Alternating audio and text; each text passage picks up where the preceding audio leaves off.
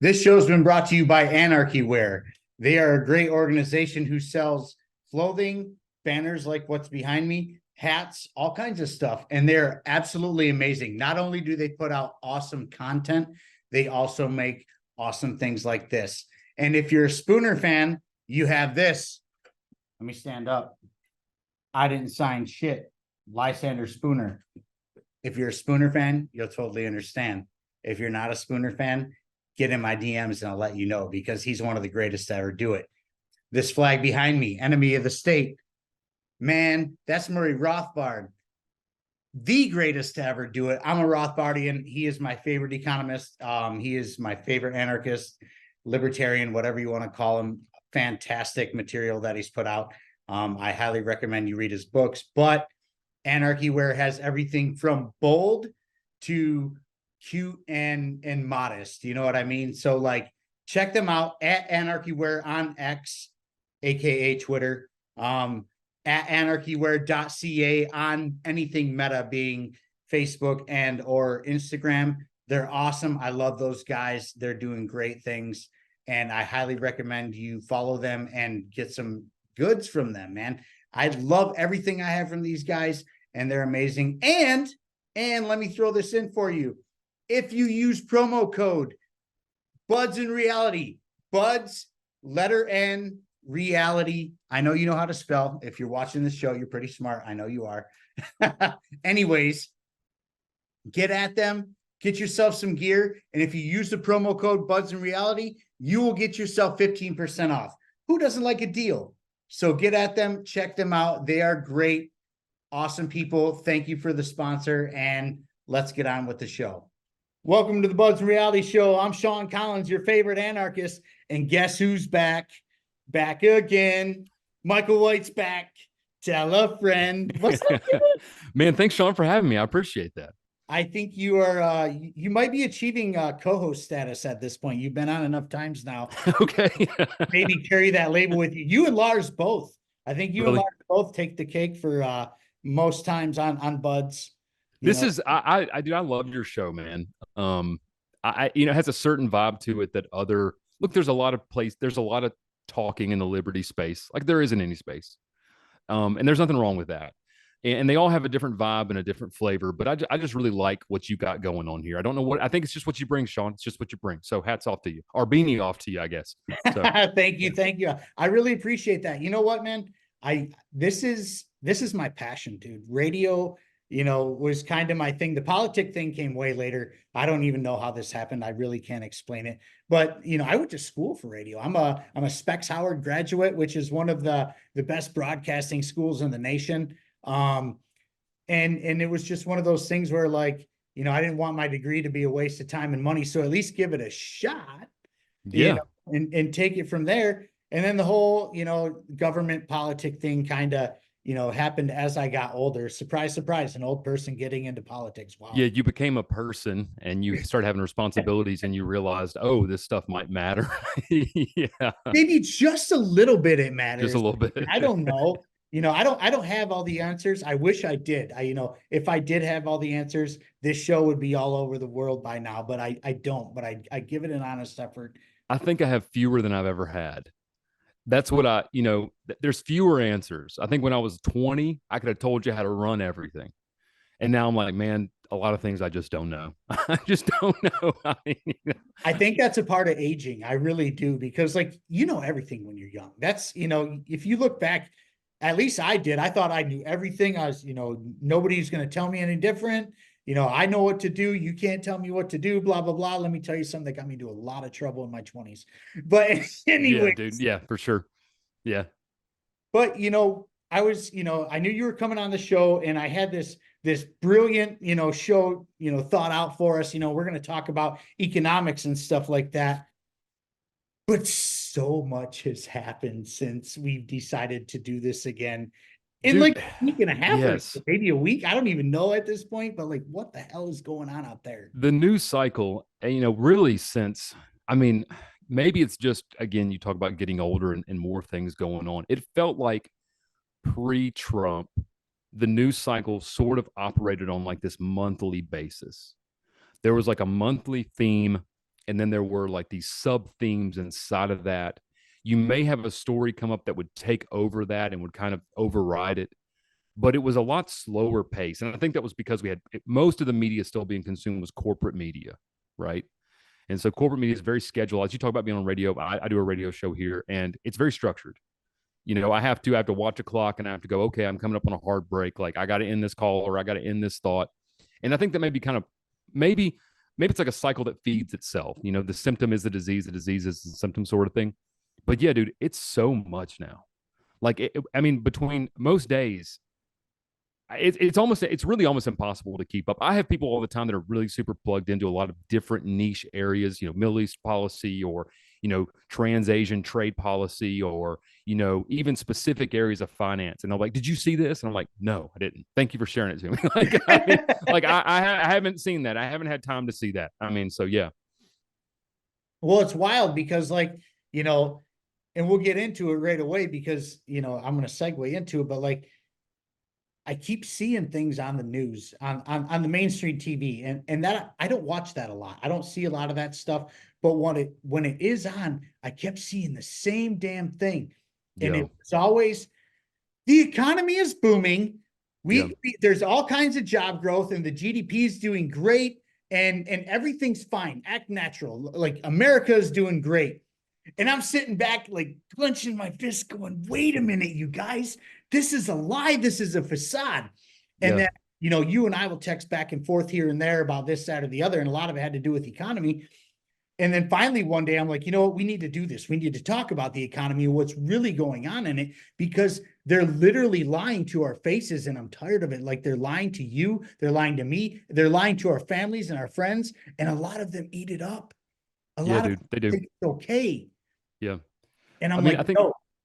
People don't want to be told the truth often, and that, because truth hurts. That's a kind of, not to oversimplify things, but people want to hear reassuring things that sort of validate their worldview or what view they want.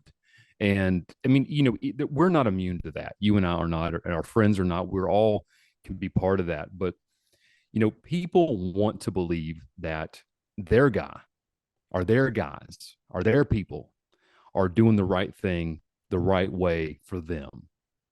And so, I love that Orwell line from 84. The party told you to reject the evidence of your eyes and ears. It was their final, most essential command. You don't have to tell them most often to do that. People will. I think that these things just reinforce it. I often say to people, if things were really good, you don't have to keep reminding people of it, right? You know what I mean? Like, you don't have to keep if things are really good, you just know they're good. And more people I talk to, and again, because I'm in real estate, you're in construction. Yes. These are the foundation of the American economy. Like it, love it, or hate it. It's not manufacturing. It's housing, it's commercial development, and it's construction, and that's what it is. That's the foundation. Everything else kind of comes off that. Because our tax system is structured that way. Our financial system in many ways is structured that way.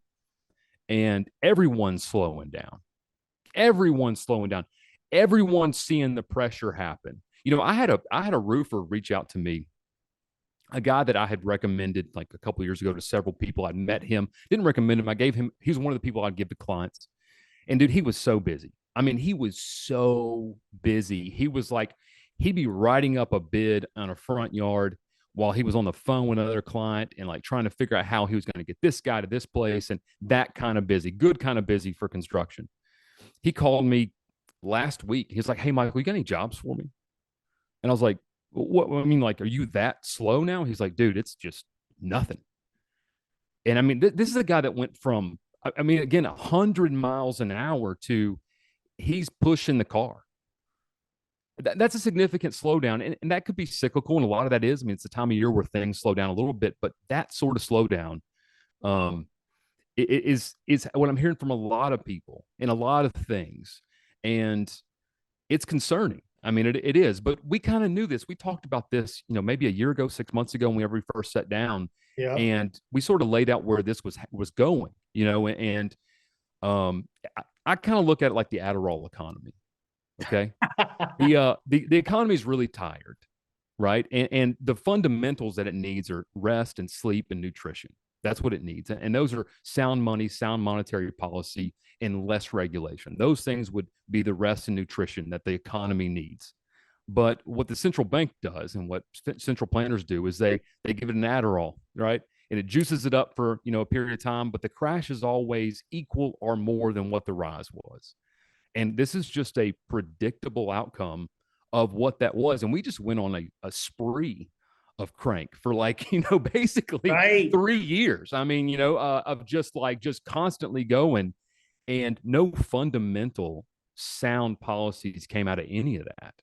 And here we are, man. And chickens are coming home to roost. And I always worry when we come into election years, it is very typical that the crash, the thing will be put off to the very next one. It's either going to happen right at the end of this one, or be pushed off on the next guy, whoever the next guy is.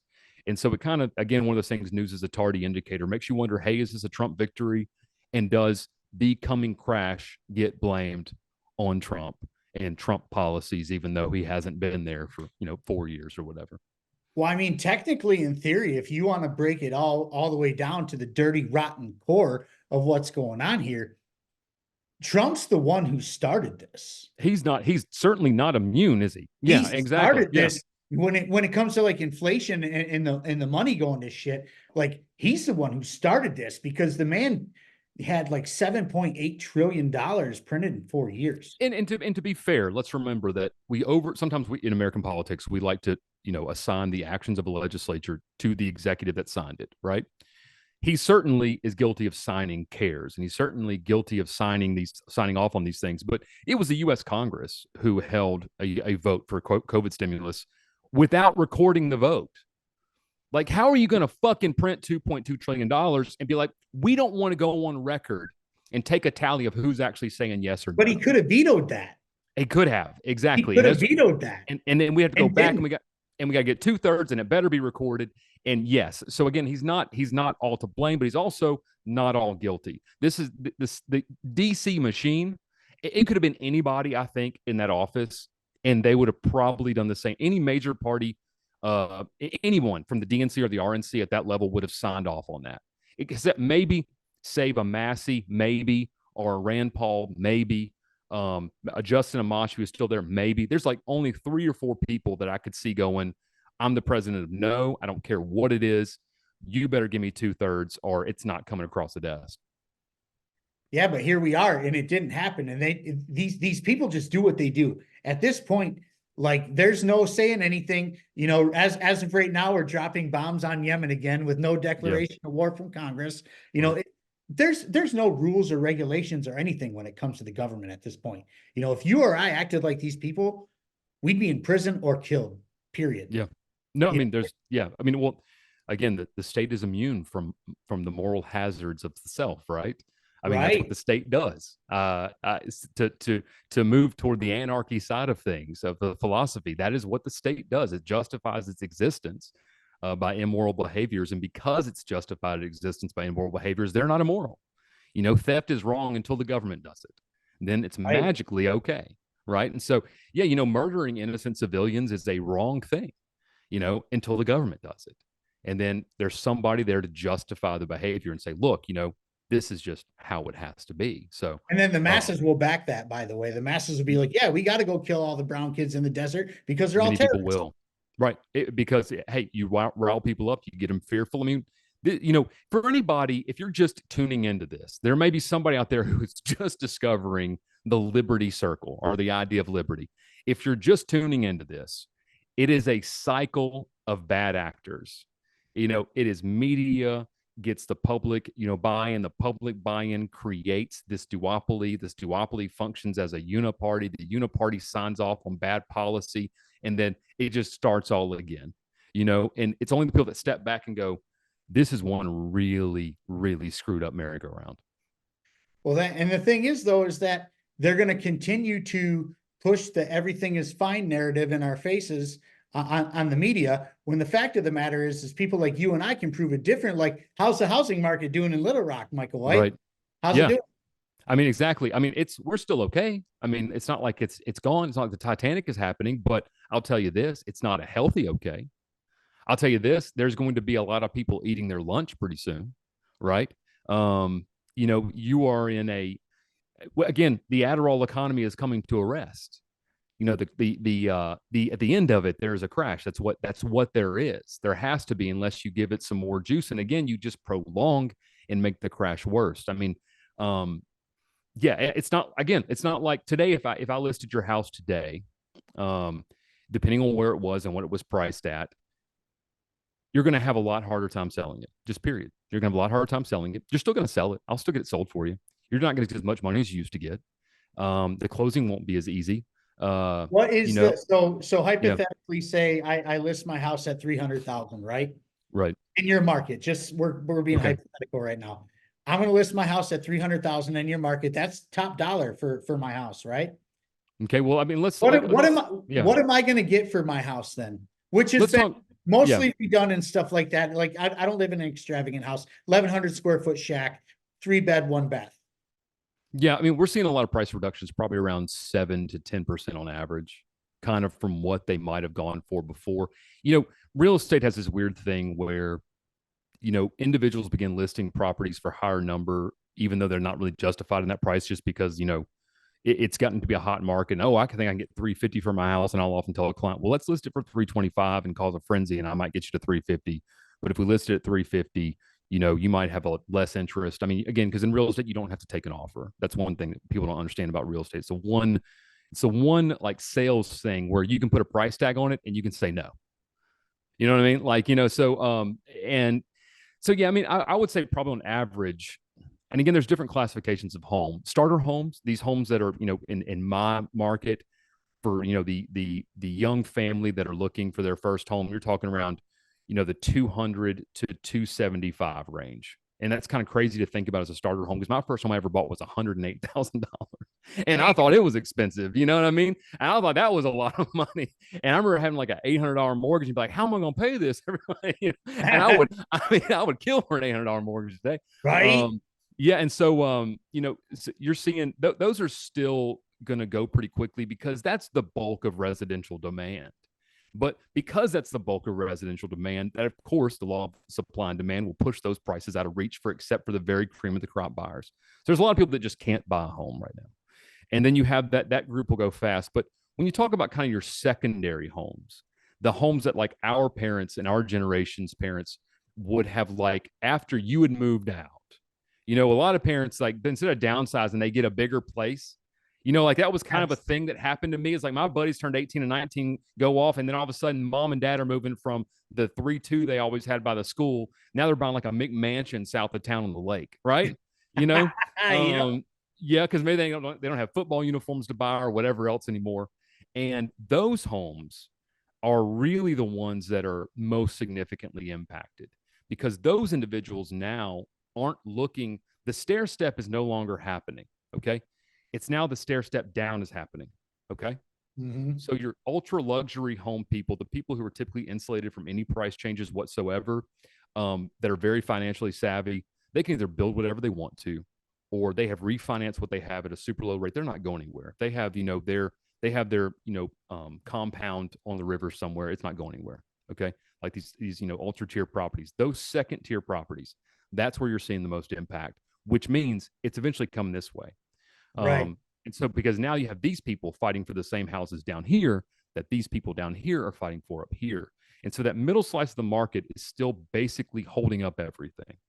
And so you have literally a house of cards. You have very, very flimsy foundations on an entire broad market. And that never ends well. It takes one thing to go different. And all of a sudden, all of it comes down. And of course, lending hasn't made it any better. We're seeing a lot now. I'll tell you what's interesting. Years ago, everyone got a new loan. That's like what you did. You went and bought a house, you put in a contract and offered, you were pre-approved, and you went and got a new loan. And that's what you did. Now we're having buyers, and good agents are going, hey, what kind of loan does the seller have? Is it assumable? Right? Can we assume it? So then That comes down to the lending market. Now the lending market is making less deals. Okay. Do you see where this is all going here? Right. Oh, yeah. And so it's all of a sudden the entire sort of thing that we had this equilibrium of the residential house, that was sort of not in great shape, but it was kind of working pretty decently, especially before 2006, 2005, when they really messed it up, which really could be argued were 90s policies, late 90s policies that did so. It's like I said, it's a very weird animal right now. I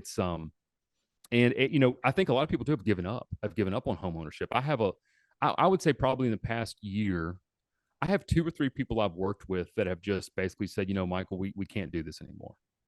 Like we can't either keep looking and keep getting shot down. We can't afford to pay what people want. And, we can't afford it if they did want it. Right. If we could. I mean, so so now you really are getting that nation of renters sort of thing. I mean, and that's a weird deal too, to see younger generations, Gen Z and younger millennials, living a lesser quality of life than the people before them did. Because kind of for, most of the past 100 years, post World War I, every subsequent generation was basically in mass, on average, living a better quality of life than the one that came before them. And Yes. now you're seeing that reverse. And so again, you have this concept, this house of cards concept, this reversal concept is now stratified across all layers of things. And so, yeah, it's not good. I mean, that's the bottom line. It's not good. And so, when the television comes on, the talking picture box comes on and says GDP record numbers, jobless claims lowest as ever. Let's talk And about GDP real quick. sure, go ahead. Yeah. Because GDP, man, is the government clickbait for the masses. GDP means nothing. GDP is null and void to real life economics. This is something that is government fed, propaganda fed, to either make you feel really good or really bad about what's going on out there. And that's it. They're not going to tell you the hard truths about what's happening in the market. They're not going to tell you. So when they're saying the GDP is fine, but they're not telling you that we are at 2008's level, by the way. I just talked about this with Mike Termott a couple shows ago. Right. 2008. Which was a great interview, by the way. That was a great show. Thank you. Thank you very much. Mike Termott's great. He's awesome. Good dude. Good dude. Yeah. Talk to. But here we are. The bankruptcies are at 2008 level. The late credit card payments and the late car payments are at 2008's level. This is a big deal. And people don't understand, are they soon forget how bad things really were back then. I don't forget this. That's pretty much what radicalized me, was coming out of the Bush era, going into 2008 with over $4 a gallon gas prices. Inflation was going crazy. We're all in our, mid to late 20s trying to figure out life and see how things are doing and buy houses and start families and shit like that. And now it's happening again. But the fact of the matter is the GDP is nothing. It is a propaganda prop up to make Americans feel good or bad about what's happening. Yeah. Like here's the facts. 1.5 million jobs have been lost, according to Pete St. Onge. I've been told I need to list my sources a little bit better. So, Peter St. Onge, great economist, one of my favorite people to listen to when it comes to money and stuff like that. 1.5 million jobs have just disappeared. Another fact of the matter is that the car companies, as of right now, I'm in Detroit. Yes. Car companies, mass layoffs. Yeah. We're talking big time layoffs. And guess what happened right before 2008? Talk about 2005-ish, 2006, 2007. Massive layoffs in the big three. Massive. Well, remember, people stopped buying SUVs and trucks. Yeah, I was starting a company in 2005, my first business, and that very hot lending market was beneficial for me because I was able to take advantage of the fact that people were just giving money away like crazy. Back then the underwriting for most things was a lot more lax. For instance, my very first business loan, I had to collateralize with a certain amount of cash. I literally borrowed the cash from a cash advance on like 4 credit cards put it in a bank account to be able to collateralize a loan. And my banker knew. And he was like, that's fine. We just have to be able to show that in your account, you have this much money, and then we can lend you this much money. And I was like, but I don't have that much money. He's like, all I got to do is make this line up with this. That's fine. People do it all the time. Of course, you can't do that anymore, right? And I was a good steward of that. There were a lot of people who probably weren't good stewards of that. But that did help me sort of kind of get a business off the ground. But yeah, you had, as gas prices began to rise, if you remember, it was $100 barrel oil and it was around $4 gasoline. That was in the South. That was near the refineries. That's back in Louisiana, where I couldn't imagine what it was in California. Um, and you saw like people buying more Priuses. I remember Priuses were like, you couldn't get one. People, I live in pickup truck country. I still do now in Arkansas, but especially back in Louisiana. Everyone had a truck or an SUV. That's what everyone had. And people were like parking them, getting rid of them. I mean, left and right. And again, the big automakers, Ford, and GM especially, had set up their entire business model around big trucks, right? The Ford F-150 was the flagship model of Ford, the GMC 1500. We had a GM plant in Shreveport, Louisiana, believe it or not, my hometown. It closed down, of course. It was part of this whole thing because it preceded the auto and credit and consumer credit issues preceded the larger collapse. They were the bellwether of what was coming. And so, to your point, the exact same bellwethers are ringing now. Now, here's the thing I want people to understand about GDP, government numbers in general. Okay. GDP and jobless claims, ADP payroll numbers, these are like a meatloaf. You don't know what's in the meatloaf. Okay. So, what government does is they say, look, meatloaf on sale today. It was $5, but now it's $4. Aren't we great? Right? But you don't know what's in the meatloaf. Okay. The quality of ingredients is not, so they hold up this number as it's a metric, it's a standard. But the standard they hold up is built up with things that are not standard. They can change them at whim, right? And so again, it's not necessarily meant to lie, it's meant to deceive. In its nature, it's meant to be a deceptive tool. It can be used either way. You can use it to make things look very bad, you can use it to make things look very good. And because markets move on news, they understand that they can change these things. And so, yeah, the GDP number, especially that's concerning, is the majority of it is government spending and borrowing. That's where most of this is coming from. So just like the example that I gave you, where I started my company by like borrowing from some credit cards for a cash advance. Okay. And I sat there and I looked at my banker and I said, look, I don't have the money. And my banker said, well, you don't need to. Okay. We just have to make this line up. And again, I said I was a good steward of that at least. The same thing is happening with government, but they don't even tell the banker, and they're not going to be good stewards of it. And so all someone sees is goes, oh, look, government's doing so well. Look how good the economy's doing. It's all smoke and mirrors. It's all smoke and mirrors. And the meatloaf is now made with the most, non-nutritious trash ingredients it's ever been made with. And yes, people will eat it up though. They'll stand in line. They'll go, this is great.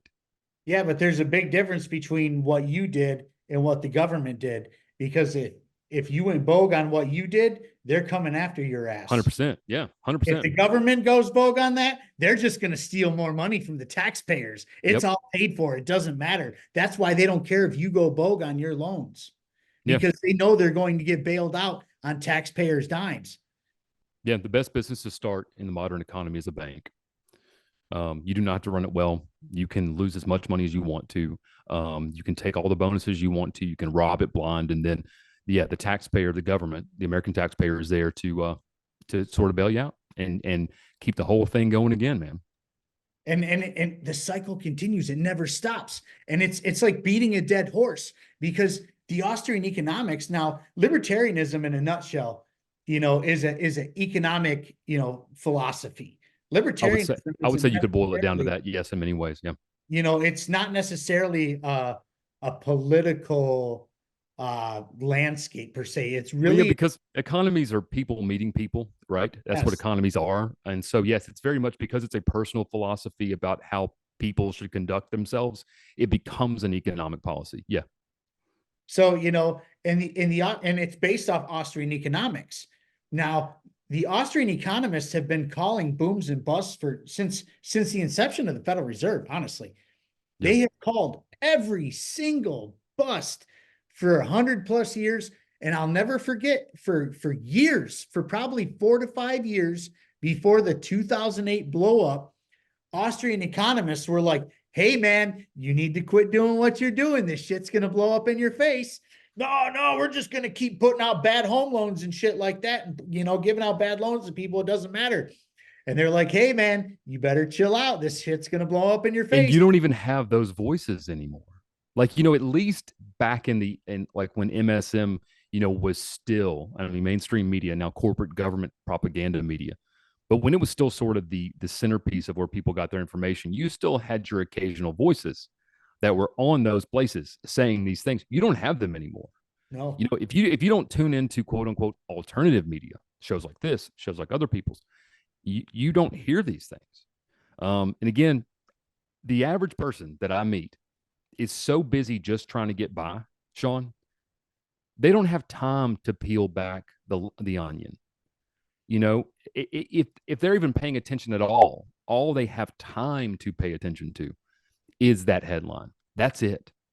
And so there you go, man. I mean, it's like I said, it's a self-perpetuating cycle. But you bring up a good point about libertarianism being an economic philosophy. If government was more voluntarily funded, if you could instantly withdraw your consent from funding government based off their activity in the immediacy, you wouldn't have these moral hazards. And so you and I, again, I consider myself a minarchist. You consider yourself an anarchist. We both sort of, I think, though, have the same sort of end goals in mind when we kind of envision what liberty looks like. When I talk to voters and I say something about abolishing the income tax, again, you have people just locked into this idea that, well, without the government, I couldn't breathe, right? And so you have to like offer them an alternative, and so because if you don't, you get disregarded as libertarian, right? So I'm a big believer in the fair tax. Not that I think it's amazing. I would like to see no taxation at all. I think that if all things were voluntarily fee-based funded, that'd be great. But the fair tax, a sales tax on new items only with a which is a consumption tax. It's a consumption tax, yeah. And again, and it sort of addresses a lot of the objections you'll get. Like, we know that the progressive income tax system really is for many people sort of a UBI. If you're at the bottom part of the income spectrum, it literally is a benefit to you, not a detriment to you. It is a credit in your income column, not a debit. And so it kind of addresses that with like this idea of a pre-bate calculated at the the poverty level, or I could see a Congress maybe doing it at a multiplier of that. It sort of satisfies the greenies by saying, hey, look, it's only on new items only. So, used goods, all of a sudden that economy is incentivized because it's not taxed. It's only on, again, new end retail items. And of course, it also helps maybe some progressives, like it ends the billionaire loopholes because everyone's participating. I can sell it to conservatives because I can be like, hey, look, all those illegal immigrants you're worried about, that are in the economy. They're paying taxes now. They're paying taxes too. They go to the grocery store. They go here. They're paying taxes too. And so it's a very efficient way of doing that. And for people like me and you, who are very liberty-minded, who have moral concerns with what our government is doing in the here and now, we have a way out. It may not be easy, but think about this en masse. Think about if every liberty-minded individual, the government did something, and they go, you know what? We're not buying a new car, a new refrigerator. We're not buying any new clothes, new TV, nothing new until that stops. Do you see what I'm saying? You have an immediate effect. Again, I call it the kind of Bud Light effect on government. And so you have the ability to get there. And so again, that's why that's the real reason why that concept is railed against in Congress. It's not a Republican Democrat issue. This is a consent versus no consent issue, right? Because right now they got it how they want it. Now, again, all of that is moot if a government, and our government will just borrow endless amounts of money from a backstop that we call the Federal Reserve, right? That's also has to be addressed. But yes, I mean, all of these things we talk about, whether it be the deception by government, whether it be the corporate bailouts, whether it be the activities that occur that are really there to screw me and you, the average person, the average, customer, and average, person in the economy out of a lifestyle, all of these things only occur because the beast can feed and it doesn't have to ask. Right. Yeah. It doesn't have to ask. It is the first at the table. You and I have to earn an income because we have to feed our families, but it's the first at the table. We are literally at the stove cooking dinner and it's the first one in line. It goes, hold on, before you guys eat, I got to get my 40%. Right.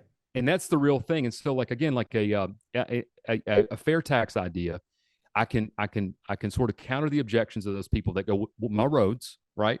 My And roads. and the fair tax idea is, you know what? I'm probably going to have to take some of this and give to somebody else, but I'm eating first, and I'm at least sort of in control of where this goes now. Right. And I mean, that's so to me when that's such a good point, Sean, about libertarianism being a economic principle.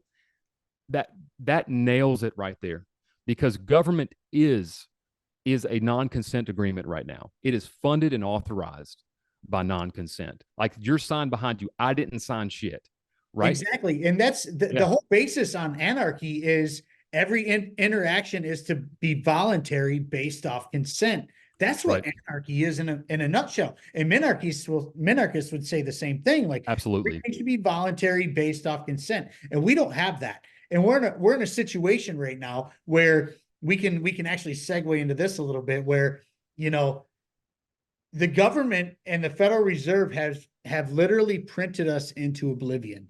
We're $34 trillion in debt, and that doesn't even count the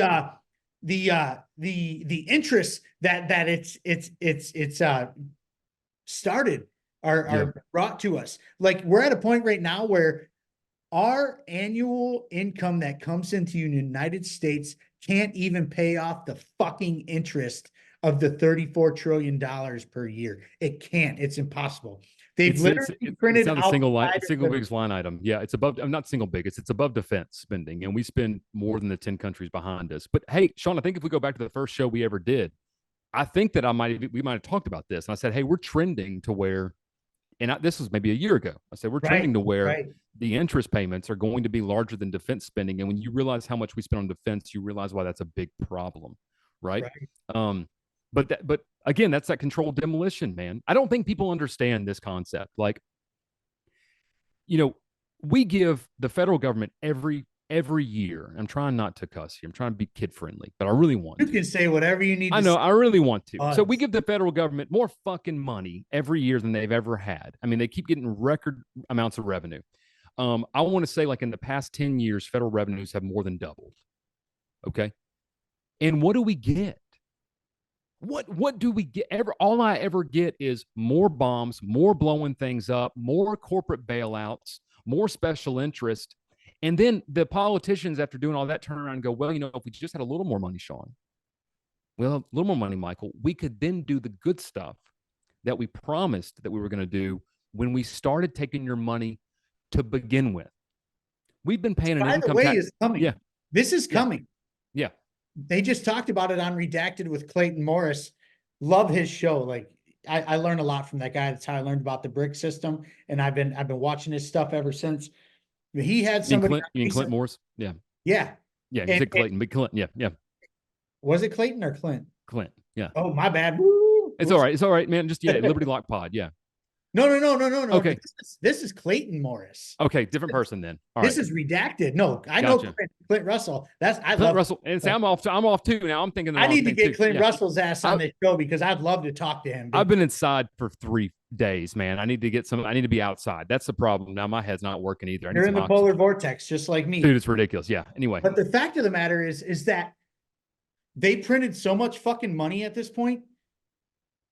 The time is coming now where they're about to ask taxpayers for more money. And by ask, I mean take. They don't ask. And rumor has it, and the projections have it, that taxes are going to go up a third. Mike, a third. I can't pay it. Like, and that's and nobody can. And that's, you know, God, dude, I have so many friends of mine. In fact, I would say almost every single one of my working friends. I have a couple people in my life that, like, they did really well long ago and they don't need to work. But most of my working friends will tell you that, like, they're making more money than they've ever made, and they have less expendable income than they've ever had. Yes. And I'm hearing that across the board from everybody. And I mean, they can't afford more time. I mean, the middle class can't foot the bill for this anymore. I mean, they simply cannot. And here's the deal: corporations don't pay taxes. Their customers pay them. That's what people don't understand. That, like, the corporations do not pay taxes. Their customers pay taxes. It's like any other cost input into a product. Have you ever been to a restaurant and they go, due to rising wheat prices, we've had to raise the cost of pizza $1? Something like that. As a self-employed painter, I deal with this. My materials since 2020 have gone up 35%. My materials alone have gone up 35%. So you can't charge the same amount. So we're about to go up another 5% in February. I just got this call from my sales rep from Sherwin-Williams. Hey, man, you're about to take another hit. When is it enough?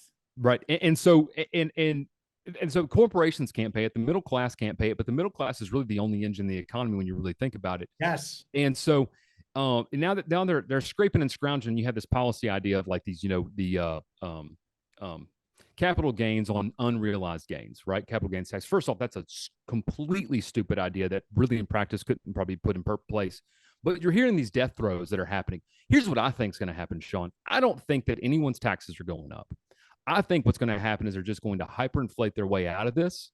Jesus. And that might be, and they're going to pay back, and they're going to pay back the debt that is owed with worthless dollars. And that's how you and I pay the taxes on it. It won't be a direct taxation. It'll just be our paychecks just buy less and less. And that's how they get it done. And they've been doing that to people. So it doesn't have to be a legislatively established tax. They don't have to pass the new income tax bracket. We're getting taxed right now by everything that we buy. I mean, because all budgets are balanced. They're either balanced with borrowing or they're balanced with taxation. When they borrow, you and I pay it through inflation. That's how it gets paid. And so, that's what's going to happen, man. That's the most politically viable thing for these people to do, because they're not 100% going to touch entitlements, which they're not. No one's going to touch defense. And so, where do you cut the money, Sean? Where do you cut it?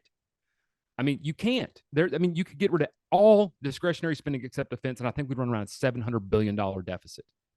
Right. So where do you do this, right? Where? I mean, it's absolutely ridiculous. I mean, and that's where we're going. And we've been saying this for, Ron Paul was saying it 12, 15 years ago. Right. People were saying it before that. You had Milton Friedman sounding the alarm bell of this in the 1970s. People have been saying, look, this is what's happening. It may take decades to get there, but Rothbard, Mises, they were all saying it. Hey, this isn't perfect example here. Perfect example. You trimmed your beard off, you said before the show, because it had gotten all gray. You said, hey man, It got white. I was kind of freaking out about it. I might grow it back, whatever. Right. And you said it went from like this color to all gray, like real quick. Right. Change like that, systemic change, always happens exponentially. Okay. It's called the quickening. It exists in all systems like that. That's how it occurs. Whether it's fermentation, cellular respiration, division, whatever, mitosis, it all occurs in the same way.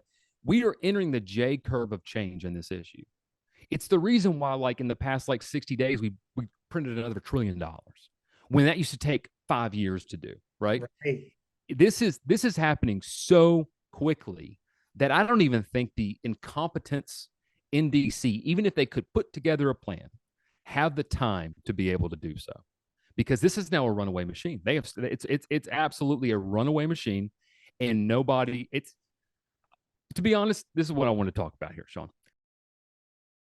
This show is sponsored by Infinite Zeal Syndicate. You can follow him on Twitter @_Infinite Zeal. He is a great liberty-minded fella that just wants to share the message of liberty, and also has fantastic merch like this hat I'm wearing right now. You see me wear it on every show. He's a great gentleman, and I highly suggest you give him a follow, because he's one of the good ones, ladies and gentlemen. Now let's get on with the show. I think that the federal government's beyond saving. I think we are to the point where it's beyond saving. I would think 2 years ago, I thought it was possible to save it. It's beyond saving. Yes, you're correct. It's beyond saving. You could, and honestly, I believe that you could elect 435 libertarians to the House of Representatives and 100 senators to the Senate, and I still think it's beyond saving. Well, because half of them wouldn't be real libertarians. Yeah, everyone but you. Everyone but one, right? I mean, what the hell, man? Everyone but one would be libertarian. We don't want to get into that right now. I had to put my dig in there because I'm sick of you guys. Listen to me. I'm sick of your shit, libertarians, for real. But anyways. No, I am too. We can talk about that too, because we can kind of go back to the fair tax thing, and sort of some issues I have sometimes with like how that gets like argued about or whatever else. But it's beyond saving. And the concern, though, really should be, I don't know about Detroit.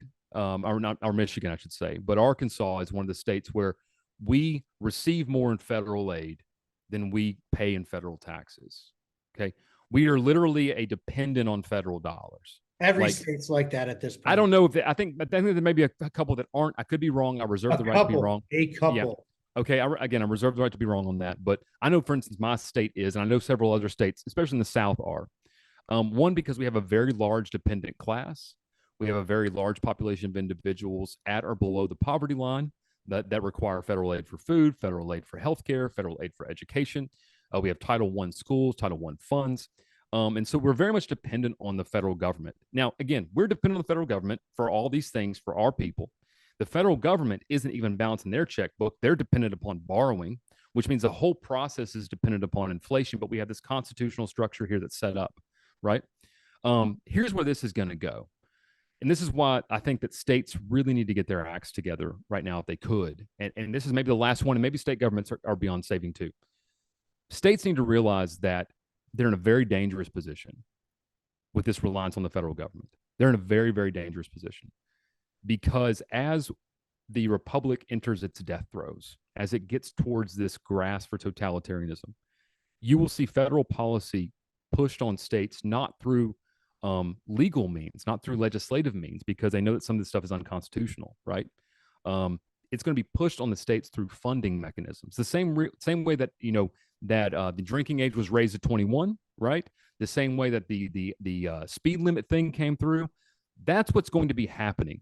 So, you're going to be seeing all manner of changes happening in your local government, not because your elected representatives are choosing it. It's because they're having to get this Sophie's choice that's being handed to them. Where, again, I said this earlier, most people didn't see it, but it's totally within the legislative possibility that the Medicare secretary could say, you know what, private firearm ownership is a public health crisis. We have declared it a public health crisis. The CDC agrees. The World Health Organization agrees. And because it's a public health crisis, we can't make your state do this. We can't make your state do this. But if your state doesn't have these assault weapons bans that kind of fit this guideline, and your state doesn't have gun registries, any medical professional licensed in your state cannot participate in the Medicare program. That is completely within the legislative and legal means. They would do it in a heartbeat. Okay, and it's coming, and they did it with the vaccine. That's the first time they did it, and I remember screaming outside to people, like, I was like, you don't understand what you're allowing to happen here with this sort of level of deference.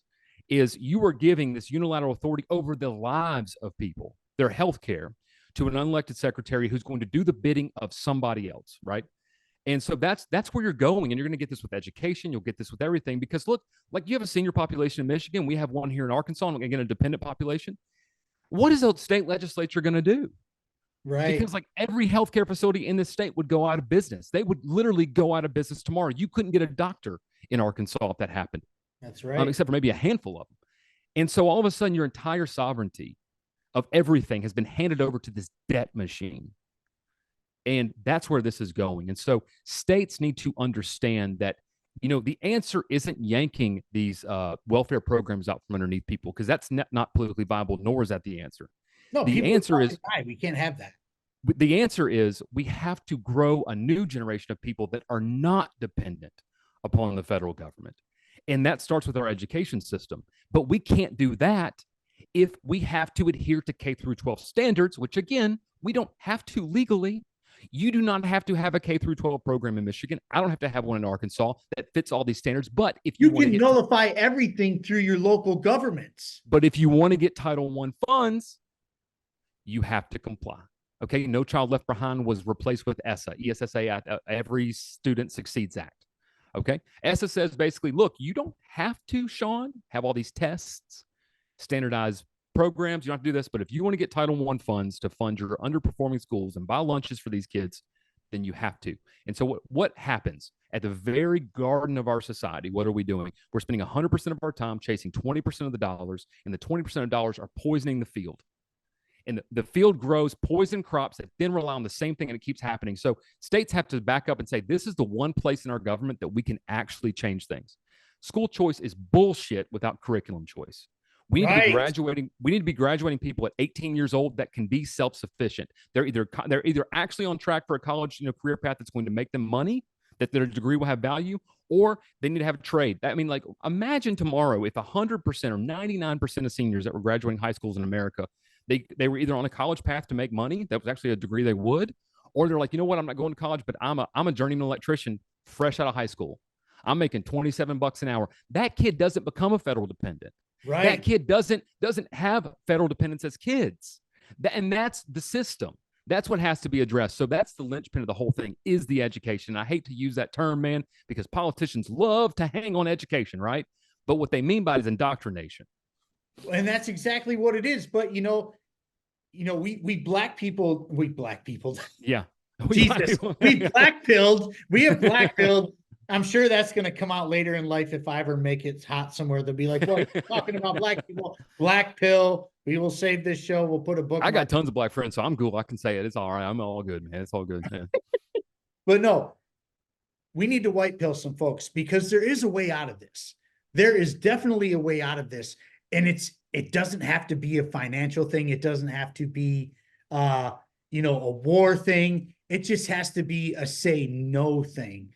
And what you can do right now as individuals is start going to your city council meetings, start running for local government, whether it be school board, road commission, sheriff, mayor, clerk, whatever it may be. Get in those spots. If you don't believe in what the federal government's doing and you want to put a stop to it, you get in your local seat and you figure it out and you find some other like-minded people to fill those seats. And guess what, you guys? You can nullify all of this. We can change the conversation for sure. We can change the conversation. Yeah. We can change the conversation for sure. Yeah. And you can start adopting other currencies. And that's another big thing, is decentralization of money. We're not talking currency anymore. Currency's trash. What we have right now is a currency. Currency is a paper dollar, which can be counterfeited at any point. That is what they do on a daily basis at the Federal Reserve. Our money is counterfeit. Our currency is counterfeit. Money cannot be counterfeited. It can't be, because it's easy to, catch fool's gold or fool's silver or whatever it may be. But you see, Sean, they're already front running that logic. You understand that, right? Like, they're already front running that logic. When the Bitcoin ETF was like in its infancy, okay, I took a lot of flack for telling people this is not going to be the good thing you want. And they're like, no, this is great. I was like, no, you don't understand. What this is saying is this thing that you consider to be a currency is failing as a currency, and it only can be a speculative instrument. And now, because government's going to regulate the way it's invested in as an ETF, you've handed the keys to the kingdom. You see, now the on and off ramps have to be controlled, because, we got to make sure we protect the investors, because that's our obligation as the federal government, right? And they're already front running this. They know that thought process, the thought process we've had for a long time, the thought process that gave rise to crypto, that gave rise to these ideas of these parallel economies. What are they now? They fund terrorism, Sean. Sean, we can't have that, because bad people do it. And so you're already seeing that, man. So you're right. We need to get there. But the people, the powers that should not be, they are playing chess, in my opinion, not checkers. I really think they are. I don't think they're stupid. I think they're very competent. And I think there's a handful of people that know where this is going, that want it to go there. And the last thing they want is a decentralized currency. The last thing they want is parallel economies. They will, by the power of the state, make it illegal to do business how you see fit to do business, because they already do it. They already do it right now. There's certain things that you have to buy that you cannot settle in anything but US dollars, right? Right. Hey, we went and pounded Saddam's door in. For what reason? It wasn't weapons of mass destruction. His real weapon of mass destruction was he was about to start selling oil in Iraqi dinars and not US dollars. We went and pounded in Wait, say that again. I need you to say that again louder for the people in back. Really? Yeah, we pounded in his door because Saddam Hussein's door, not because he had weapons of mass destruction. His weapon of mass destruction was he was willing to sell U.S. oil in Iraqi dinars and not U.S. dollars, right? That was what was going to happen. Oh, Libya, Gaddafi. We didn't go get him because something was real bad. No, same thing. He was looking to create a standard gold currency for North Africa that would sell petroleum products in that currency and not U.S. dollars. So the hegemony of the dollar was threatened. Boom. And that's what they will fucking level your country to protect it. So you cannot think for a second they're going to let us, a couple guys on a podcast or our friends or anybody in America, get ahead of that without a lot of problems.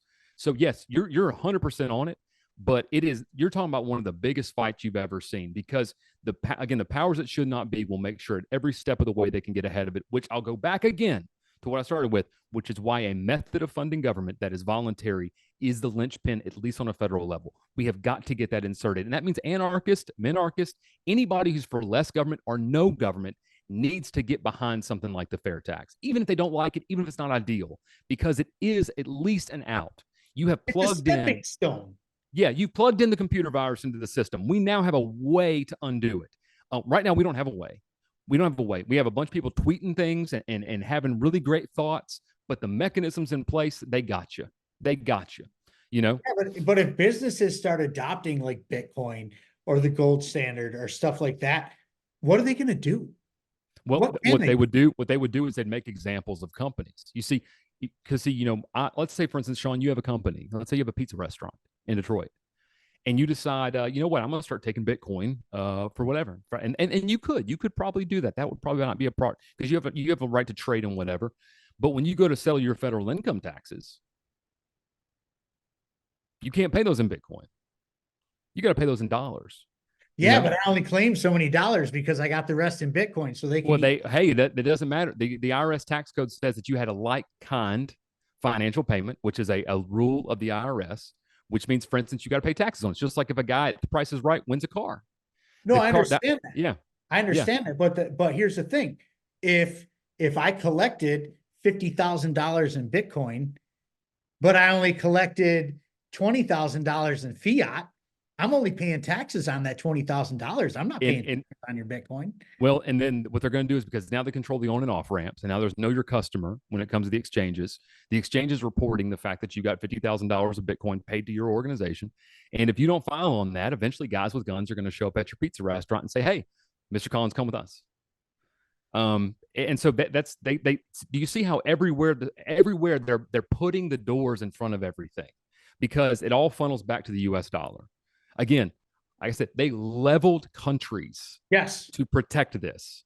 Look what they did to Somalia, dude. I mean, that has been the reason for everything. It's only very recently that wars are now being fought not about U.S. dollar issues. Like now they're like, there's some other things going on, which is a whole other podcast. But I mean, for 20 years, essentially, that's what we were doing, was like we were kicking in doors to protect the dollar, man. And so. No, you're right. I mean, I'm not saying you're wrong. I'm just saying that the challenges to that are really numerous. And they're so numerous because people have sat idly by for decades and allowed them to happen, have allowed those challenges to happen. And just said, yeah, and again, we really did a number on this country with the Patriot Act. That was when we set up that anything that like the government didn't like was for bad people. And you remember what those 10 years were like from 2001 to 2011. Yeah, they just passed House Bill 702 or whatever the hell it is, which is Patriot Act 2.0. Basically, yeah. I mean, so and again, it's to combat the things we're talking about. I mean, so again, I go back to those are all great things. Parallel economies, barter system, parallel things. I think that's all good. But in mass, as an economy, you're never going to have Fortune 500 companies doing that, where most people work for. And also, most people work for the government now, too. Most people have jobs in the government, right? So you have this whole thing built around protecting the beast. And so you got to change the way that it's funded voluntarily. And then you got to start getting your education systems in line. And again, I'm with you. Dude, get the fucking government out of education. I would love tomorrow to say, Arkansas says no more. The government's not involved in education. Public schools are like, you can just go use the buildings, teach your kids whatever you want to. That's great. That's not going to happen either. Not overnight. So you got to get those education systems in line and get curriculum choice to where you're kicking out the federal standards and you're saying, you know what, to hell with the Title I money. I know that we're going to take a dent at first on this, but we're going to find a way to make it work. And like, dude, for instance, for this, like, let's say that your state, Michigan, did this. And they said, well, Sean, most of Detroit relies on Title I money for their education. All right. And if we don't get Title I money, we can't fund them. And you go, yeah, but you know what? We're going to have all these trade schools that are going to be K through 12 equivalents for like, 8th grade through 12th grade. Right. You're all of a sudden going to have carpentry unions, HVAC companies, electrical companies, plumbing companies, welding companies. They could have corporate leases on Detroit Department of Education land or buildings to supplement that income, because you know what? They're going to get comped on hiring and job placements, right?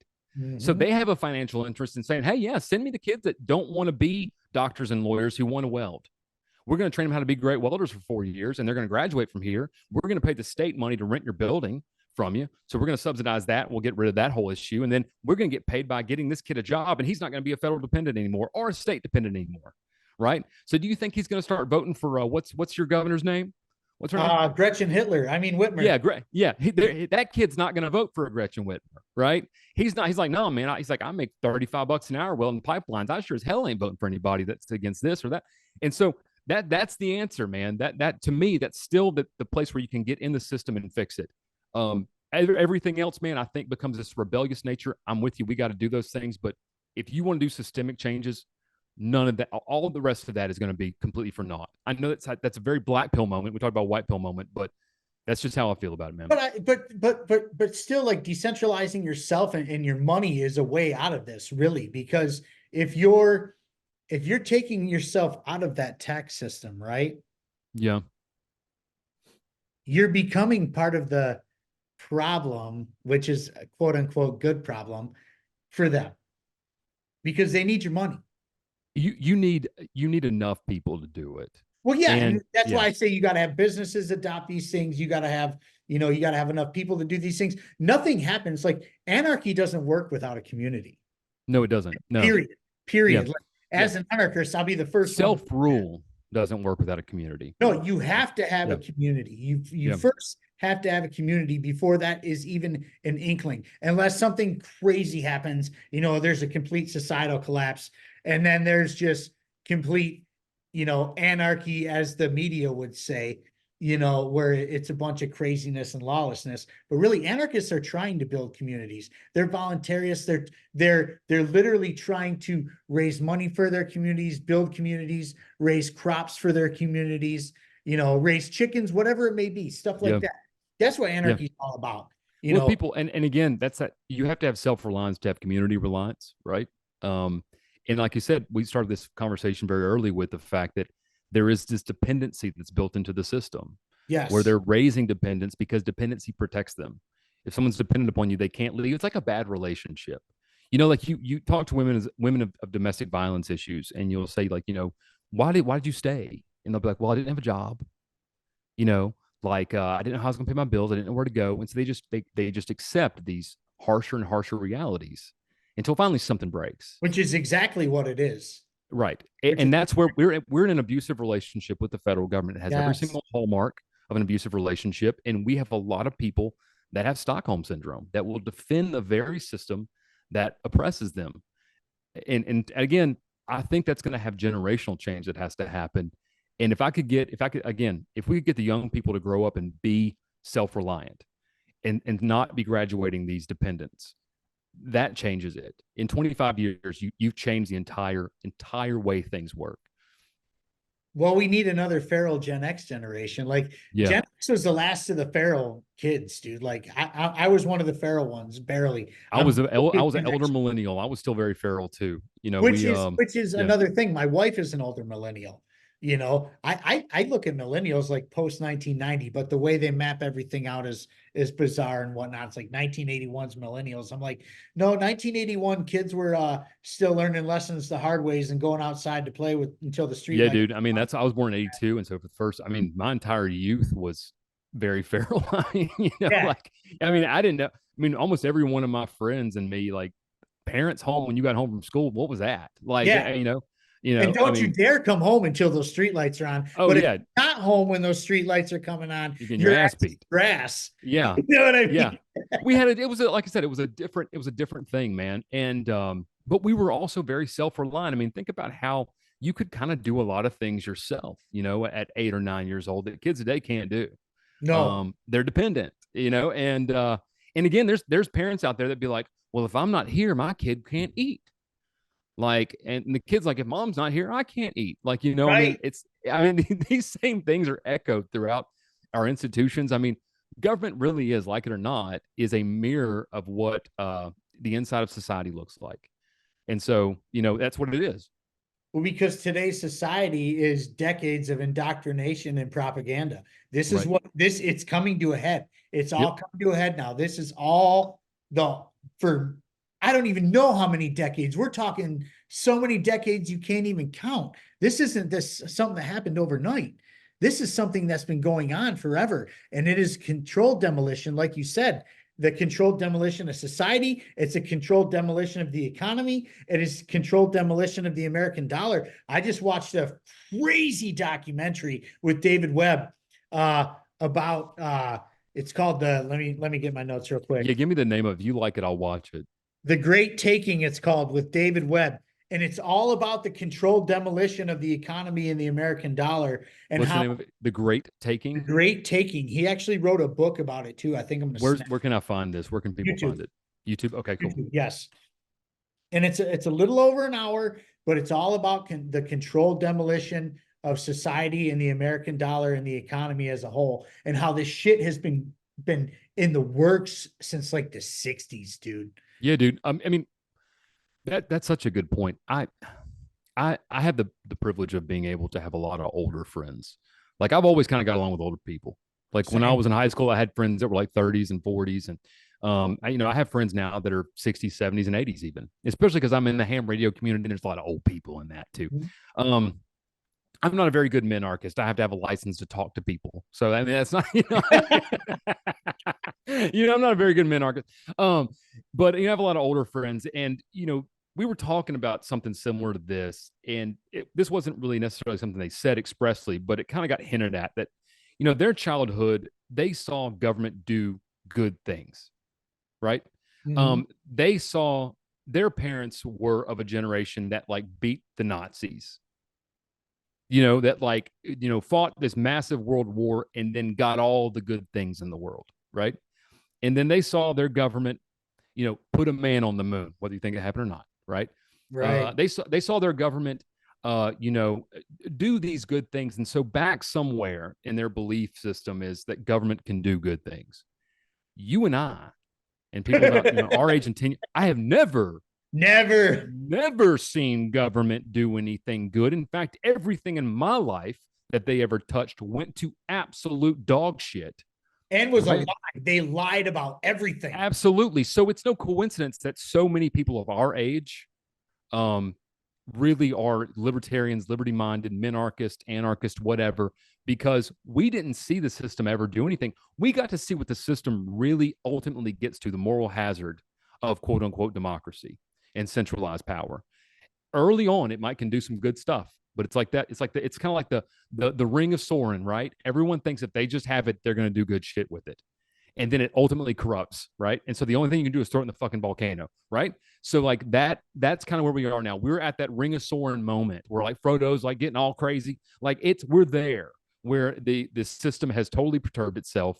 And we're the only people going, hey, we don't have those memories of the fireside chats. We don't have the memories of, all the good things coming here. We don't have the memories of dad working a factory job, mom staying home, 2.5 children being, raised on a salary that if he got fired tomorrow, he can go find another job by 2 o'clock the next day making the same money. Right. We don't have those memories. That's over. Yeah, what we have is again, me and your generation, we got sent to a war that was totally built on bullshit. When we came back from that war, we came back to an economy where we were just trying to find jobs and start, our careers. The economy was going to shit. You bailed out the bankers. You left us holding the bag, right? And just after we got out of that, now we're raising families in the worst inflation ever. Yep. That's what our life has been. And now your kids are raising kids, and they're doing the same fucking thing to them. They're doing it verbatim. Yeah. They're doing it verbatim. Nothing changes. There's nothing new under the sun. They're literally pulling the same strings they pulled on us 20 plus years ago. And now they're doing it to your kids and grandchildren. And nobody is saying a word about it. Well, people like me were saying the word, like you and me and you, like we're doing that. But like there's a lot of parents that, yes, exactly. The masses are not, they're saying, most of them are cheering this on. They're saying, yes, we need to go to war and help Israel. We need to go to war and help Ukraine. Oh, we need to go bomb the fuck out of Yemen again. And because, why? And anyways, and by the way, we're going to take more money from you because we've mismanaged all the money we've already taken from you. Yeah. Perfect.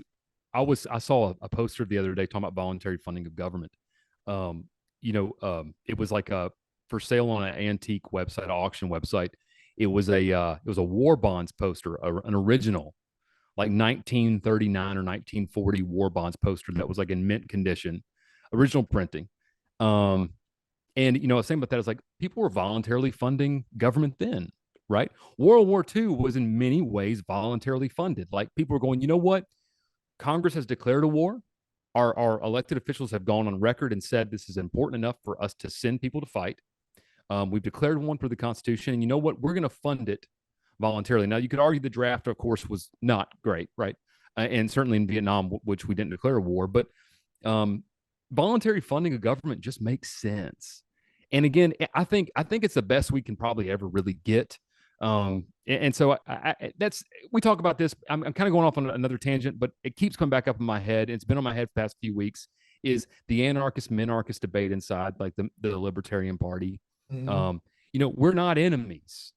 We want the We're same not. things. We want the same things. It's just we're never going to get there if, I mean, I had a guy the other day, very, very prominent anarchist. I'm not going to say who he is. He said, you know what? If you vote, you're participating in violence.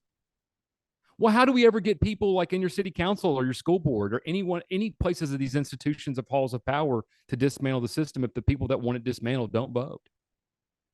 You're leaving everything else up to the people that are total, statist and control freaks. And then nothing changes. And then you can just bitch about it. And then so then when like a Sean Collins says, hey, you know what? I'm an anarchist, but I'm going to run for city council because I think the way to dismantle this system is from inside. And the guy that like should support you goes, well, I don't vote because it's violence. That to me is pretty fucking stupid. Well, here's the Yeah. fact is that, Yeah. anarchists and libertarians, and the funny thing is they're always at odds. They're like, Yeah. anarchists are like, you fucking statists, and you guys are just, you're here to support the state and blah, blah, blah. You have to have a stepping stone. You nailed it a long time ago. You're like, anarchy is the North Star, but you have to have a starting point. You're not just going to go from this ultra statist society to an anarchist society. It's not going to work. Well, and I don't think you ever really get to your North Star either. Like, I No. mean, it's not a destination. I mean, it's a guiding post. And I think that if we begin looking at everything through the lens of, is this advancing self-rule, right? Mhm. We would have a lot less problems. There would still always be some sort of issue with some centralized power because it's always going to pop up. It's the very nature of humans to do this, right? But if we were constantly combating that with individuals, quote unquote, in government who were basically saying, does government even need to be here? If that was a question the legislature asked every morning before if every session of Congress ever since 17 whatever got up and the first thing they say, first order of business, do we even need to be here today? Like if that was the first premise thought, I think we'd be in a way better position right now. Absolutely. Way better. And there's no libertarianism without anarchy. It's That's impossible. true. It's very true. Yeah. The principles itself don't hurt people, don't take their stuff. Property rights are everything. You guys, that's about as anarchist as it gets, honestly. Yeah, it is. And we talked pre-air, there's people that are, they're kind of like, they're in the liberty circle. You have individuals who are kind of in the thought regime, I would consider you in the thought regime. You have, you were there to wax about these issues and we have very deep conversations about it. And then there's people that are kind of out there seeing how the thought regime is happening in the world. And I think we call those people the quote unquote candidates, people running for office. The word anarchy, if I bring it up in a voter forum, is like dropping a fucking bomb in there, right? Oh yeah. You can't. That's because nobody understands. It's a pejorative. Like, the idea is you have to kind of say, hey, do you believe in self-rule? And people go, yeah. I actually think that's a good idea. You're like, okay, well, that's what we're really talking about here. We're talking about you deciding how your child is raised, you deciding what your child is educated in, you deciding how to run your business, you decide what system you want to have in your life, you deciding, what medicines you want to put in your body, you deciding what things you want to fund, what things you don't want to fund. Those are self-rule principles, which happen to be anarchy. Yeah. Yes. Right. Yeah. And it's crazy because and I'm friends with some really hardcore anarchists, and they'll be like, how can you have all these libertarians on your show and whatever like that? And I'm like, you guys, it's a stepping stone. Like, I don't know how to explain it to you any better. And if you want to be mad at me, be mad. That's fine. I mean, I love all my anarchist friends, even though we can have good, I'm a practical anarchist, that says, hey, This is what I want. This is where I want to be. I know better that this is not going to happen today or tomorrow, or probably not even 10 years. But hey, these libertarians right here, these ones that are talking about you own yourself, you own your life, you own your money, I Right. can get behind that. Minimal government, blah, blah, blah. Now, Larry Sharp hit the nail on the head a long time ago when I had him on, saying, hey, the libertarian community needs anarchists and caps because we are the 100%. ones who are going to keep libertarians from being Democrat and or Republican light, You keep it honest. which is Yes. what you're seeing right now within the Libertarian Party, which pisses me off to no end. Yeah. No, I mean you're 100% correct. Is that it keeps the principles honest. I mean, it absolutely does. But to any anarchist listening, um, from a minarchist point of view, let's say that you and I are sitting outside in the cold. It's a cold day, and the sun keeps shining over here, and there's this big building that keeps the sun off of us, and it's government. Okay, and we're always in the shade. And you look up and you go, man, if it wasn't for that building right there, this big ugly thing that keeps me in the shade, we'd be warm. And I go, I agree. If it wasn't for that building in this keeping us in the shade, we would be warm. And you go, fuck that building. And I go, I'm going to go get a job at the company that runs that building. And I'm going to start taking it down floor by floor. Would you get mad at the guy and say, well, you're just justifying the building, right? No. Like I mean, you both want the same things, We're so going to don't. actually go get a job together and take it down. Exactly. That's what would happen. And so that's my message to the anarchy community is like, be hard on libertarian candidates, be very hard on them because you need to be hard on them, but also be willing to understand and see when they are trying to advance the same things you would want to advance. Because there's a lot of libertarian candidates that just aren't. I'll be honest. There's a bunch of them out there that are basically, in my opinion, MAGA light. They're totally willing and they don't even see the principle of what they're doing. And then I'd like to think there's people like me who go, hey, look, I know that, like, for instance, this fair tax thing, this is not like to say the word fair and tax by itself already is bullshit because no tax is fair, right? But hey, look, we can advance, we can get a at least something, understand where we're going here. Like, don't be hard on those guys because they want the same things you do, and we need your help. We need the anarchy community's help because, like you said, what is anarchy ultimately? It's community, right? Right. And so if it doesn't work without it, it doesn't work without it. And so if the people that are most passionate about liberty, which are people in the anarchy community, most passionate about it, if they're not willing to support the people who are trying to do the fundamental work, then all we're ever going to do is be a group of people just bitching at the world and at ourselves, which is what we've turned into. Like, I don't want to turn this into a 5-hour show because that could happen. We'll wrap it up here in 10 minutes. Yeah. But like, no, seriously, like, we need to stop fighting each other. We're in a war. I know libertarians and anarchists hate wars. We do. Well, that's kind of our shtick. Fuck war. I get it. But we are in a war. And we're in actually 2 wars right now. We're in a war amongst ourselves, and we're in a war against the uniparty. But we're not going to be able to take care of the war against the uniparty if we're at a war amongst ourselves. So there needs to be a common thread. Look, I'm getting goosebumps right now talking about this. Because, no, you're absolutely right. Because enough is enough, and the infighting is ridiculous. And the fact of the matter is we have the most perfect opportunity this year to really not only make noise, but make change. But we're in our own way. We're in our own way. It's stupid. We're seeing it in the state of Michigan, hardcore. Everybody knows what's happening here. It's Michigan's not the only state. Michigan's just the North Star state because the court battle, whether, however it turns out, is going to be like, hey, this is what it is, or this is what it's not going to be. And this is why, they're kind of holding ground here in Michigan on what's going on in court instead of just backing off and making up whatever. I don't want to get into all that right now because that bugs me. But, over 101 million people did not vote in 2020. Yeah. At all, which was a majority. That is a majority of the voters did not vote. I mean, think about that for a second. And a lot of those people say, I don't vote because, like, this or that. Like, I mean, I'll look at it almost like, again, I grew up in the evangelical South, so I often paint things in analogies of that way. So forgive me if you're not one of those people. But growing up, you often had this sort of thing that a preacher would say, which is like, it's called the atheist bargain, which is, maybe God doesn't exist. Okay. If you still act and believe that he does and he doesn't, you've lost nothing. But if he actually does, right, then and you show up and he's like, well, thank you, now you can get in, like you're gonna be glad you did, right? I kind of look at it that way, right? If it really doesn't matter, then what are you losing by having your voice heard? Right. Because I mean, you're going to be, if all you're going to be in the same position either way, you're not really losing anything except for maybe 5 minutes of your time, a trip to a bowling place, maybe sharing someone's content, God forbid, sending $25 to a candidate that you think has some things in line with you. You're not out anything, you know, but if you just stay by and just continue to say, well, I'm not going to participate because the system is blank.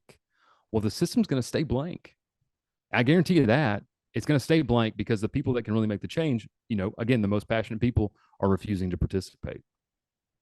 And there's only one party that's willing to dismantle the current system, and that's the Libertarian Party. No ifs, ands, or buts about it. You're not going to fix it with Republicans. You're not going to fix it with Democrats. We are in a bad way though, man. I mean, the liberty community, the Libertarian Party is, in my opinion, really on its deathbed.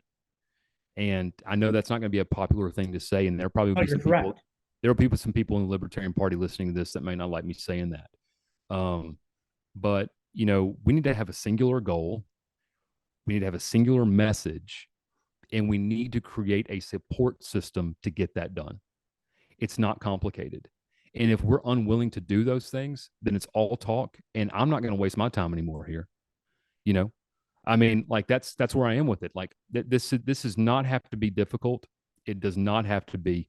You can have your philosophical ideas and arguments in closed doors, but there should be a singular message, singular focus, and we can get it done if we just would fucking do it, man. That's the one thing we have to do is actually do it, and we're not doing it right now. And you are right. I have a feeling that if this party doesn't get its shit together, probably by midterms next time around, there's going to be no LP. I wouldn't be surprised by that. I mean, it'll be just a couple of people that are, still trying to hang on to Old Glory or whatever. But like you said, you're tired. I'm tired. A lot of us are getting tired. Mm-hmm. It's because it's exhausting. It's like you put all your work and your time and your effort into it, and you do all these things, and then people turn around and just shit all over it and be like, well, blah blah blah blah blah blah blah blah blah blah blah blah, and this guy sucks and this guy sucks and only this guy's okay because blah blah blah, and that's what I'm afraid of with our presidential election is there's only one or two people that are running for president on the Libertarian Party that will probably get the majority of the LP to jump on their coattails. The rest of them are going to be like, this guy or bust, this guy or bust, this guy or bust, this guy or bust. And then once again, we take, 0.7% of the votes, right? Yeah. I mean, notice what major parties do. Like you'll have a primary, just like Vivek just did. He drops out, he endorses another guy, right? Yeah, I mean, but like love it or hate it, I'm just saying that's what they do. They drop out, they endorse the other guy. They lose a primary, they endorse the other guy. The LP kind of needs to do that. Like, if we got all these guys for, the LP POTUS position, only one's going to get it. They all should endorse the guy that gets it. They can have constructive criticisms. But wouldn't it all depend on the personal attacks that came before that? Because some of the personal attacks are unforgivable. Like maybe Vivek and Trump was kind of a little deep. And if I were Vivek, I would never endorse Trump in a million years. We can do another podcast on that because I can talk about that for days. I can talk about that for absolute days. But yeah, I mean, we'll wrap it up with this, because I haven't really given this news to anybody. So maybe we'll have if anyone stayed tuned this long, they're going to hear something that no one else has really heard. I have an opportunity in 2024 to run for a very winnable state house seat. Okay. I am in a district in Arkansas. Most districts in my state, like most states that are either one color or the other, specifically red, really red or really blue, most districts also swing the same way. Most districts are 80% Democrat, 80% Republican. There's no way that a second candidate can win those, no matter what party they are. There's only a handful of districts that are very close. And of those, there's only a handful that are Democrat. And of those, there's only a handful that are, there's only like 2 that are unopposed. I happen to live in an unopposed Democrat district for the 2024 election in a red state during a presidential election, where she originally won her state house seat by 25 votes. Okay. It's a winnable race. I can win that race. Arkansas can put its first libertarian in the state house. What sort of support do I get? I'm going to view that idea as sort of a litmus test for where this movement's going. Because again, if something that's completely winnable, if all the uncontrollables are in the best light they can be, it's either kind of put up or shut up at that point in time. That's what we should be focused on, are places like that. And I shouldn't have to be worried, well, will I have support? Like, I'm going to need to raise, maybe $30,000, $40,000, $50,000 to win it. Will I have that kind of support? Is that available? Can I do that? Because if I ran as a Republican, I could probably get it. But, then I'm part of the Republican machine and I'm beholden to them. Right. And I've just perpetuated the same thing again. How do we legitimize liberty? Well, you have to have a libertarian win, because what do you get told all the time? Libertarians can't win. Right. So you have to have them win, but they're not going to win if you don't legitimize them first as a community. And so, that's where I am. This idea of, what is it that I do? Do I just continue a messaging race because I can't win it anyway, and I run for Congress again, and I get on the debate stage and I hand the, duopoly candidates their ass, and we get a lot of good sound bites out of it, and everybody likes it and cheers and, all that kind of stuff? Or do I focus my effort and energy on actually something that could, again, climb that, tower that's putting us in the shade and start dismantling, but what kind of support do I get? Because I'll be honest, I don't know. And I think that's sad. And I think that shows the failure of where we are right now. I will back you for Michigan. I will donate to your campaign, and I will make my address your address so I can vote for you. Right. Again, I haven't made the final decision. There's a lot of talking back channels about what's going to happen there. But, again, it's a race that's winnable. And there's probably one in every state at some key position. Multiple, like you said, there's so many like local chairs that go uncontested at all. Yeah. Or there's chairs that don't even get filled. There's literally slots in local governments that don't get filled at all. And so, like, again, if you're an anarchist out there and you don't like government, look and see if no one's running. The worst you can do is you can be that person that every time the city council meets goes, do we need to be here? That could be the only thing you ever do for the time of your term, but you know what? You're changing the conversation. People start asking, do we need to be here? Like, do we need to be doing anything? Why is this guy being so difficult? Oh, wait a minute. That difficult guy's starting to make a little bit of sense. He's starting to make a little bit of sense. Yeah. Maybe we should listen to him a little bit. Yeah. That same conversation I had with you about Title I funds and in our education system, I had with a group of Democrat voters. This is probably about a month ago. And at first, I was completely flamed and attacked when I had this concept. I said, look, I think that our reliance on federal funds is costing us more in the long term than it benefits us. And of course, you get attacked. Well, the kids couldn't eat their lunch and these schools did whatever. And so I simply said, hey, look, we need to back up and ask ourselves. Nobody stops and says, why are so many of these kids dependent on the federal government in the first place? And I said, the answer is really simple. They're dependent on the federal government because mom and dad don't make enough money for them not to be. Why is that? Because they don't have either job skills or jobs or careers that fund them enough to do so. Why is that? Or they're taxed to hell. Are they taxed to hell? Why is that? Because those skills weren't implemented. Time out, guys. You're telling me that I'm giving $8,000 of state money to a kid per year for 12 years, and you're graduating a kid that can't be self-sufficient? Right. And you're telling me I'm crazy? And you're telling me that my premise of reliance on federal money is costing us more in the long term? And instantly, like 10 people were like, oh my God, he has a point. Liberty principles can be sold if you have good messengers and you have people that know their shit and are willing to actually sit down with people and talk to them. You can get these things sold because the solutions are right there. Because you're right, liberty, I hate to say collectively good because I hate that term, but it is collectively good. Individual liberty is collectively good. It is the common good. And it really becomes self-evident if you just can get the message out there. But 99% of our problem, Sean, is we can't get the message out. We can't get the media. We can't get here. We can't get there because we're just a libertarian and you're just the anarchist. And why do they want to listen to us at all? Well, and let's be honest here, when it comes to that, like some of our messaging is not the best. And I'm so guilty of that. It's fine. I'm Yeah. so guilty, and I'm trying to be better. I really am, and I've said that 1,000 times. But every once in a while, some guy at Twitter gets me so mad, and I'm going to tell him to go fuck himself. Yeah.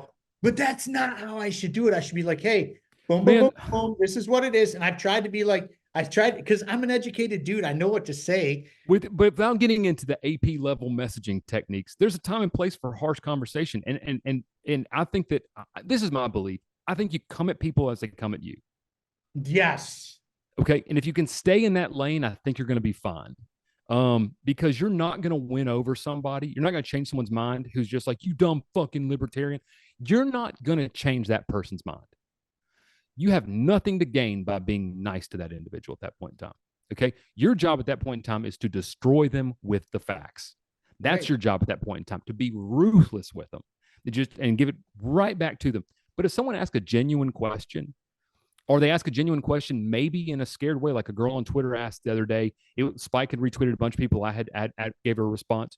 She said, "What am I not getting about libertarians? It seems like they're so against the common good." I view that as a genuine question. I gave her a genuine answer, and like she actually really appreciated it. You know, so come at them and say, "Come at you." But like, if I say something and somebody says something back to me stupid, just like one of the logical fallacies thrown back at me, a straw man or an ad hominem or something like that, and they do it in an ugly manner, I just let them have it. I just Yeah, at absolutely, that point, it's different. But like yeah, I'll say, like yesterday or the day before, there was a Twitter thread. I spoke out about what Vivek did, coming out with Trump, and one of my homeboys, Noah Olin, the Cajun libertarian, was like, "Well, Vivek did this, this, this, and this," and I'm like, "Well, yeah, you're right, but this is my grievances, this, this, this, and this." He's like, "Well, yeah, I can see it." And that's yeah, how adults kind of go through it yeah, instead of, well, you didn't pick this guy because you're a cup tard, low fuck boy, whatever it is, you know what I mean? yeah. And at that point, you're like, all right, dude, well, if you're going to go that route, then I'm going to go that route. And I'm a lot more meaner than you are. So, and that's no way to do it. But like, Michael White, let's end the show right now because we're going to get into like the 19-hour Bud show and we could do this forever. Yeah, we can end it. We can wrap it up here, man. Yeah, this has been a lot of fun. I always enjoy coming on and talking to you. It's always fun. You're pretty much a co-host at this point. You can come back. I appreciate that. Honorary co-host. Yeah, BudsnReality. I mean, hey, that means a lot for an anarchist to have a minarchist as a co-host. I mean, that's a big deal. I don't know how to explain myself. I'm an enigma. I don't know what to say. Like, it's so I think what it is that you're just a good human being and you're willing to find common ground with people who are willing to find common ground with you. And that's what we need more of. Well, because nobody's ideals are the best, okay? And we need to get away from that. Like Trump's ideals aren't the best. Biden's ideals aren't the best. Lars or Chase or, Rechtenwalds or Termatz or, whoever, Jacob, whatever, whoever may be, Josh Smith, their ideals aren't the best. But can we find a common ground and find things to agree on? Abso-fucking-lutely. Meet people where they are, man. Start doing from here is finding things that we agree on and fight like hell for those and deal with the things that we can't agree on later. In the meantime, let's push liberty forward. Let's get these uniparty ass clowns out of here. Yeah. And burn down the Federal Reserve, man. I'm with you, bro. I'm with you, man. Let's go. Hey, man, the minarchists and the anarchists are agreeing we need to do these things right now. It can be done, ladies and gentlemen. It can be done. And again, before we have labels, Sean, we're human beings. Before we have labels, you're a son, you're a friend, you're a confidant, you're a husband. We are all these things before we're an American. Before we're anarchist, before we're anything. We're all these things. We have much more that we have in common than we have different. And again, if we could just find a way to stop getting so much fucking government control, I think that we're going to be good. That's it. I think we can all agree on that, hopefully. Amen to that. Get them out of the way. And there's only one way out, and you can do it this 2024. I'm not going to tell you who to vote for quite yet. I have my picks, and I have my people that I like. I have my people I don't like. But we're going to let convention ride out, and then we're going to party from there. There you go, bro. Peace, love, and liberty. Y'all be good. Peace, love, and liberty. Y'all take care. Have a good one.